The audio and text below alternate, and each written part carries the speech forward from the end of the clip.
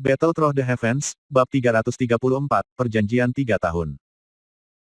Kata-kata membosankan dan sederhana perlahan-lahan melayang di alun-alun besar. Mereka menyebabkan suasana tenang yang telah hadir di seluruh tanah menjadi sedikit kerusuhan dan kekacauan. Di tanah terbuka, tak terhitung murid Misty Cloud Sekte membawa segala macam emosi yang berbeda di tatapan mereka saat mereka menatap pemuda berjubah hitam di dekat tepi tangga batu. Mereka tidak asing dengan pemuda yang dipanggil Xiao Yan ini. Hubungan antara Nalan Yanran dan dia sudah menjadi topik dalam percakapan sehari-hari banyak murid Misty Cloud Sect. Tentu saja, setiap kali namanya disebutkan, sebagian besar orang akan menyebutnya mengejek dengan jijik. Seorang anak dari klan kecil ingin menikahi Nalan Yanran yang statusnya di dalam Misty Cloud Sekte sama mulianya dengan seorang putri.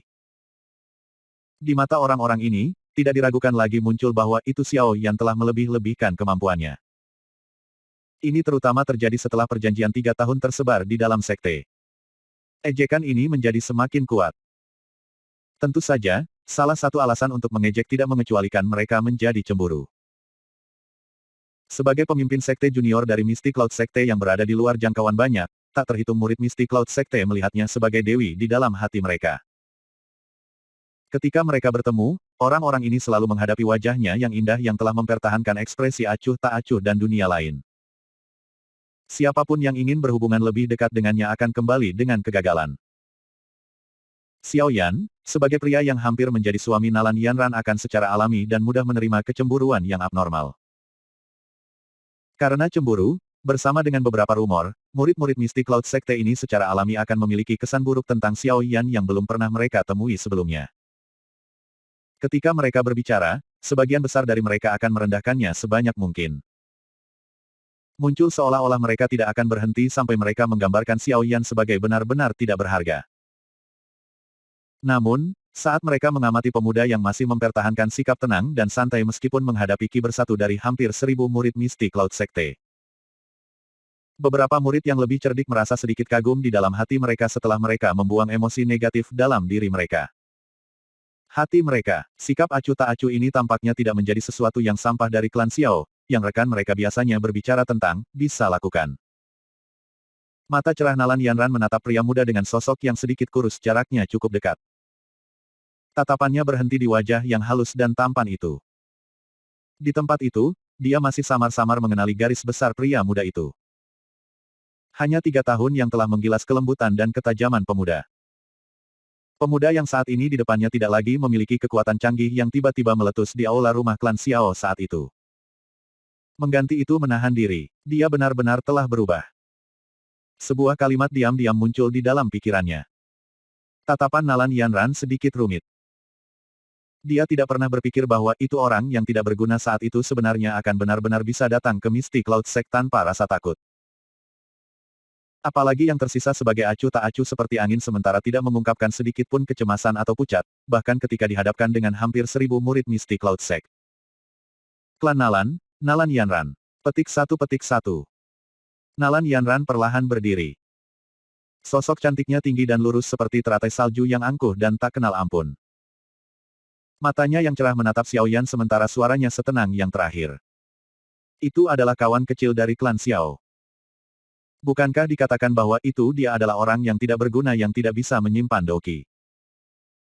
Di pohon besar itu, Jia Xingtian menatap Xiao Yan dengan sepasang mata yang mengandung keterkejutan. Dia dengan lembut tertawa, tetapi melihat hal ini, dia tidak terlihat seperti orang yang dengan paksa berpura-pura memiliki eksterior yang kuat saat sedang kosong di dalam. Selain itu, bahkan jika ketenangannya beraksi, mampu mempertahankan ketenangan ini di depan kekuatan bersatu yang diciptakan oleh orang-orang tua dari Misty Cloud Sekte bukanlah sesuatu yang bisa dilakukan orang biasa. Petik 1. Fama, yang jaraknya cukup dekat dari Jia Xingtian sedikit mengangguk. Matanya yang tua dan tajam perlahan menyapu Xiao Yan. Sesaat kemudian, dia berhenti di wajah yang terakhir. Alisnya tiba-tiba merajut sedikit saat dia berkata, untuk beberapa alasan yang tidak diketahui, dia tampaknya memiliki perasaan yang familiar tentangnya. Kamu juga punya perasaan seperti itu. Mendengar ini, Jia Xingtian tertawa pelan. Matanya dipenuhi dengan makna yang dalam ketika dia menatap Xiao Yan dan berkata, sepertinya kita mungkin pernah melihatnya di suatu tempat sebelumnya. Petik satu titik titik. Kerutan di dahi Fama sedikit diperdalam. Matanya berkedip saat dia mata merah di Xiao Yan, tetapi apakah dia tidak terus mengatakan apa-apa lagi? Hei, orang tua Nalan, apakah ini pemuda dari klan Xiao yang hampir menjadi menantu klan Nalan? Dia tampaknya bukan orang yang tidak berguna dari desas-desus itu. Kekuatan dan kekuatan mental ini adalah sesuatu yang hampir tidak pernah aku lihat pada orang-orang muda yang aku temui.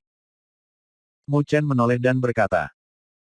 Dia tersenyum pada Nalan Jie, yang matanya berhenti di tubuh Xiao Yan sejak awal. Dia sedikit berseri dalam senyumnya. Menantu laki-laki yang ditinggalkan karena dianggap tidak berguna saat ini bahkan tampak lebih menonjol daripada beberapa dari mereka yang disebut jenius. Meskipun Nalan Jie tidak akan merasakan sakit sampai pada titik di mana dia tidak ingin hidup karena ini, dia sedikit banyak akan merasa sedikit kesal. Ekspresi Nalan Jie adalah jelek saat dia dengan ganas memotong Mu Chen dengan tatapannya. Dia terlalu malas untuk mengatakan hal-hal yang tidak perlu kepadanya. Dengan tawa dingin, dia terus memusatkan pandangannya pada pria yang halus dan tampan itu. Emosi di hatinya bergulir. Meskipun Nalan Jie sudah tahu bahwa itu Xiao Yan telah meninggalkan reputasi sebagai orang yang tidak berguna untuk beberapa waktu. Ketenangan dan kekuatan mental yang saat ini ditampilkan saat ini menyebabkan hatinya merasakan kejutan besar. Di atas keterkejutan ini, dia juga menghela nafas pelan dengan cara menyesal. Dengan situasi setelah mencapai titik ini, mengatakan apapun tidak akan membantu mengubah situasi. Dia hanya bisa berharap bahwa itu dendam antara Xiao Yan dan Nalan Yanran akan mencair setelah perjanjian 3 tahun ini berakhir. Lebih baik jika mereka bisa berdamai. Tentu saja, ini mungkin mimpi yang tidak realistis. Bahkan jika mereka berdua tidak bisa lagi bersama di masa depan. Memungkinkan Xiao Yan untuk menghentikan membawa kebencian terhadap klan Nalan di masa depan akan menyebabkan Nalan Jie diam-diam merasa sedikit lebih baik. Setelah semua dari bagaimana Nalan Jie saat melihatnya, pemuda ini pada dasarnya memiliki semua persyaratan untuk menjadi orang yang kuat. Kekuatan mental yang luar biasa, bakat pelatihan yang luar biasa, dan ketekunan untuk terus berjuang selama 3 tahun hanya demi sebuah janji. Dengan beberapa hal ini, jalan masa depan Xiao Yan untuk menjadi orang yang kuat akan jauh lebih lancar dan tidak terhalang. Nalan Jie tidak berpikir bahwa itu menjadi target dendam milik seorang pria muda dengan potensi tak terbatas adalah sesuatu yang bisa membuat seseorang senang. Sepertinya aku harus mengirim seseorang untuk berhubungan dengan klan Xiao. Nalan Jie menghela nafas lembut di hatinya saat dia menggelengkan kepalanya. Dia melemparkan perhatiannya ke tanah terbuka. Saat ini dia hanya bisa menunggu perjanjian 3 tahun yang akan dimulai. Setelah Nalan Yanran berdiri, 10 pria berjubah putih di atas alun-alun akhirnya mulai perlahan membuka mata mereka. Tatapan mereka dilemparkan pada pemuda berjubah hitam di tangga batu. Ketika mereka saling bertukar pandang satu sama lain, mereka merasa heran. Ketidakpastian dalam hati mereka persis sama dengan apa yang ada di dalam Nalan Jie dan yang lainnya. Tidak peduli ke arah mana seseorang melihat Xiao Yan saat ini, seseorang tidak dapat melihat klan Xiao klan yang menderita segala macam ejekan saat itu. Kamu adalah Xiao Yan dari klan Xiao. Seorang pria tua berjubah putih yang berada di tengah mengangkat matanya dan mengamati Xiao Yan. Setelah beberapa saat, dia perlahan membuka mulutnya dan mengucapkan kata-kata itu. Tatapan Xiao Yan menyapu pria tua berjubah putih di tengah. Dia menyadari bahwa itu orang ini harus memiliki posisi yang cukup tinggi dalam Misty Cloud Sect. Sejak yang terakhir membuka mulutnya, orang-orang tua di sekitarnya mengenakan jubah yang sama tetap diam. Aku elder pertama dari Sekte Awan Berkabut, Yun Leng. Sebelum Xiao Yan dapat menjawab, lelaki tua itu hanya melanjutkan sesuka hatinya dan berkata, pemimpin sekte belum kembali hari ini. Oleh karena itu, perjanjian 3 tahun kali ini akan dipimpin oleh aku yang lama. Tujuan kompetisi kali ini adalah belajar dari satu sama lain. Berhenti ketika kamu, petik 2. Hidup dan mati didikte oleh surga. Suara lembut tiba-tiba terdengar, mengganggu kata-kata Yun Leng. Tatapan di tanah terbuka berbalik ke arah suara. Akhirnya mereka berhenti di tubuh pemuda berjubah hitam yang tenang itu. Semua ekspresi mereka berbeda. Banyak orang tidak berharap bahwa itu Xiao Yan benar-benar akan mengatakan kata-kata seperti itu. Orang harus tahu bahwa itu lawannya adalah penerus Misty Cloud Sekte yang sekte telah fokus pada perawatan. Seorang pemuda yang berani. Di atas pohon-pohon tinggi, beberapa orang tua dengan karakter aneh tidak bisa menahan tawa. Beberapa dari mereka bahkan mengangkat ibu jari mereka di Xiaoyan. Mata Nalan Yanran terangkat sedikit. Dia menyaksikan pemuda berjubah hitam di depannya. Dalam gelap bea mata yang kurang tampak seperti cahaya yang berdenyut dan berfluktuasi, yang sulit disembunyikan.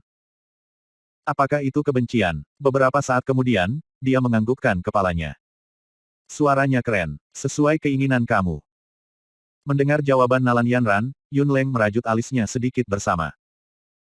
Gangguan mendadak dari Xiaoyan telah menyebabkan elder pertama ini yang memegang posisi yang cukup tinggi di Misty Cloud Sect menjadi tidak senang. Dia juga menyadari bahwa itu Xiaoyan sudah dihapus dari reputasinya sebagai sampah sejak lama. Namun, bakat Nalan Yanran juga tidak lebih rendah dari miliknya. Selain itu, ada Misty Cloud Sekte yang merawatnya. Pertumbuhan kekuatannya bisa disebut sangat cepat. Jika mereka bertarung, Yun Leng tidak optimis terhadap peluang Xiaoyan. Anak muda, kamu harus selalu meninggalkan beberapa kelonggaran dalam semua hal yang kamu lakukan. Tetapi karena kamu telah membuat permintaan seperti itu, lakukan sesuka kamu. Hidup dan mati akan ditentukan oleh surga. Yun Leng melambaikan tangannya dan berkata dengan lemah. Busur diangkat di sudut mulut Xiaoyan.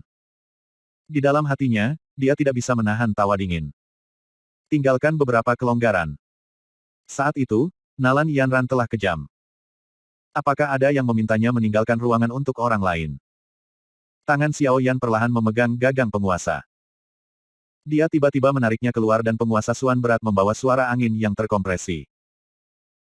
Itu miring ke tanah dan angin sepoi-sepoi diciptakan dari tubuhnya, mengaduk semua debu di tanah. Sebuah douki berwarna hijau menyelimuti permukaan tubuhnya saat Xiaoyan menatap Nalan Yanran. Aku telah datang sesuai dengan perjanjian 3 tahun. Hari ini, mari kita selesaikan semua dendam masa lalu kita. Mohon bayar kembali semua penghinaan yang telah kamu berikan kepada klan Xiao saat itu. Petik 1. Nalan Yanran mengulurkan tangannya dan cincin penyimpanan berwarna emerald menyala di jarinya melintas. Sebuah pedang berwarna hijau pucat panjang muncul. Tepi pedang sedikit miring, mencerminkan kedinginan yang lebat di bawah sinar matahari yang menuangkan. Mata cantik Nalan Yanran saling bertukar pandang dengan sepasang mata hitam gelap itu. Dia menghela nafas dengan sedikit menyesal ketika dia berkata, aku akan bertanggung jawab atas pernikahan aku sendiri. Meskipun 3 tahun telah berlalu, aku tidak berpikir bahwa itu aku melakukan kesalahan saat itu. Aku berhak memilih nasib aku, mungkin beberapa tindakan aku tidak pantas ketika aku memilih. Namun, aku pikir aku masih akan membuat pilihan ini bahkan jika aku dapat kembali ke masa lalu. Petik 1. Tindakan kamu tidak pantas. Xiaoyan tertawa pelan. Hanya tindakan tidak pantas yang sederhana dan dia ingin menjauh dari tingkah lakunya yang kasar dan tidak masuk akal. Apakah ini tidak terlalu sederhana? Ekspresi Xiaoyan secara bertahap kembali ke ketidakpeduliannya. Telapak tangan memegang gagang penguasa menjadi semakin ketat. Sesaat kemudian, kakinya tiba-tiba melangkah maju. Di tempat mendarat, permukaan batu hijau keras sebenarnya memiliki beberapa garis retak menyebar. Sebuah douki berwarna hijau dan ganas yang berisi beberapa bibit api berwarna hijau dengan keras melonjak di permukaan Xiaoyan. Mari kita mulai saja.